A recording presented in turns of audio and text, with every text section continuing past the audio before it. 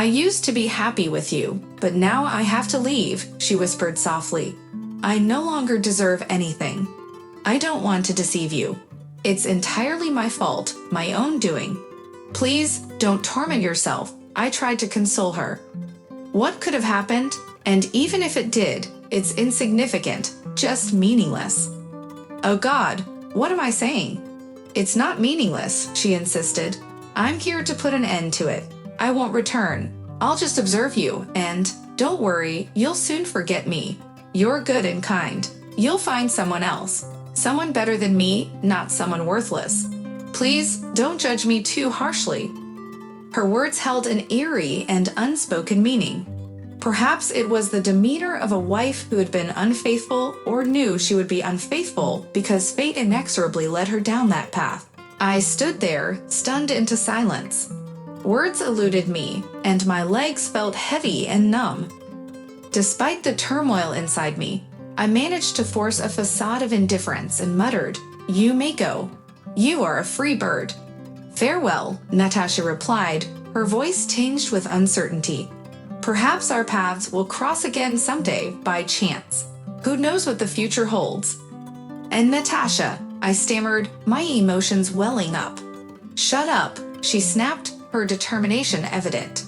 I have made up my mind. May God be with you. Her words carried such bitterness that it pierced my heart, causing a pang of pain.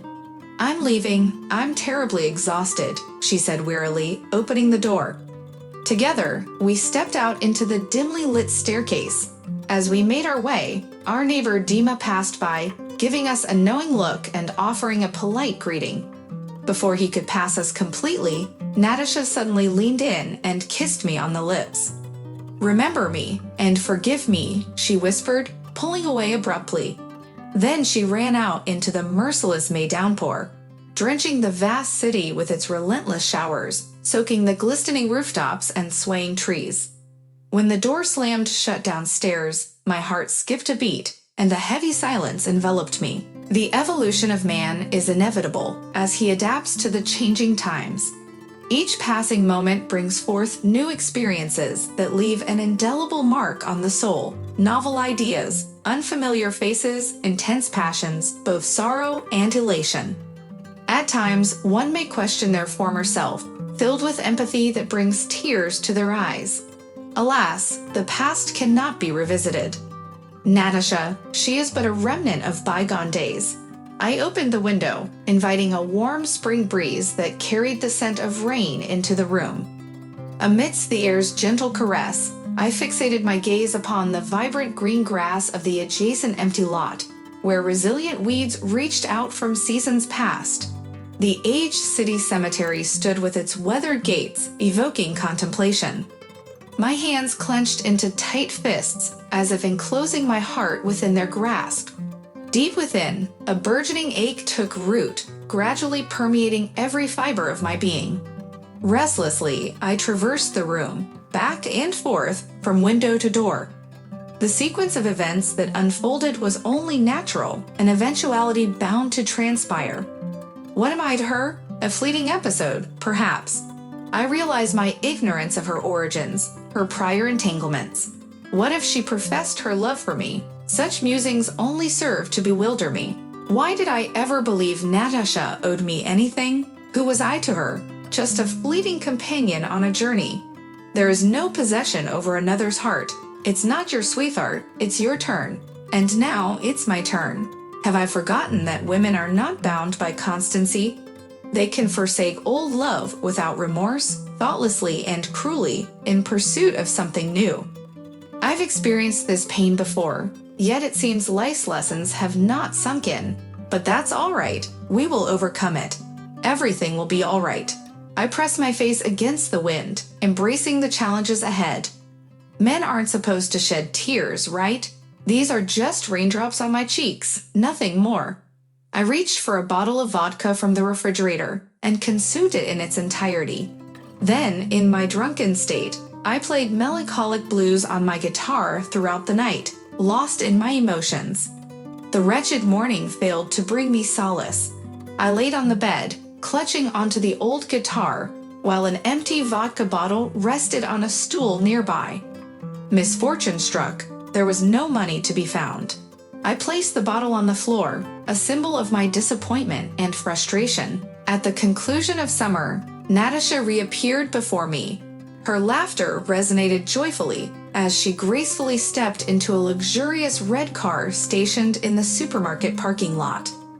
Accompanying her was a young, commanding man who gallantly opened the door, ensuring her contentment as she settled into the front seat.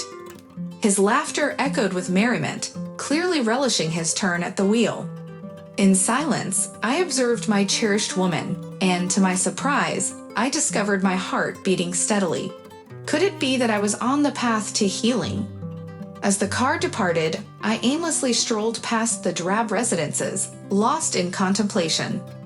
Time passed, and a couple of months later, during the late autumn, Natasha sought me out. On a rainy evening, she arrived at my doorstep, enveloped in the scent of extravagant perfume.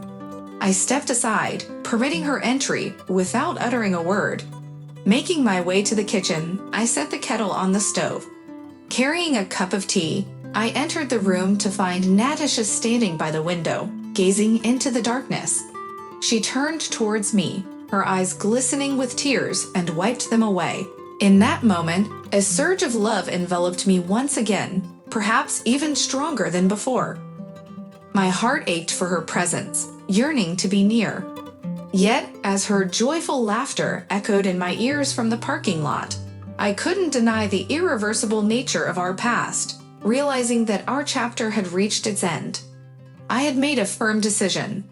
As droplets of autumn rain gently kissed our faces upon stepping onto the boulevard, she hailed a taxi. However, she lingered by its side for a while, gazing into my eyes with a hopeful expression. Later that evening, I retrieved my guitar, running my fingers along the fretboard and plucking a chord, a familiar pain gnawing at my heart. Gradually, the world around me faded into the background. All that remained was music, and before me stretched an infinite universe, adorned with distant stars that shimmered in captivating beauty.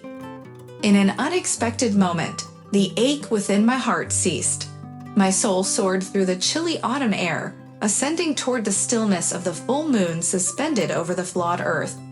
Soon it twirled amidst a harmonious chorus of vibrant stars.